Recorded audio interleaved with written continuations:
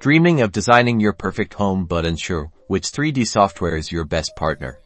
Let's pit SketchUp against SolidWorks to see which reigns supreme for home design. First, features SketchUp excels at conceptual design with its intuitive push-pull tools and vast 3D warehouse for ready-made models. SolidWorks, on the other hand, is known for its precision engineering capabilities, making it ideal for detailed construction documents, but can feel overkill for simple home layouts. Ease of use is where SketchUp shines. Its gentle learning curve allows beginners to quickly create impressive models. SolidWorks, however, has a steeper learning curve, demanding more time to master its parametric modeling approach. Speaking of learning, while SketchUp offers tons of free tutorials and a user-friendly interface, SolidWorks training is more involved and might require dedicated courses to unlock its full potential.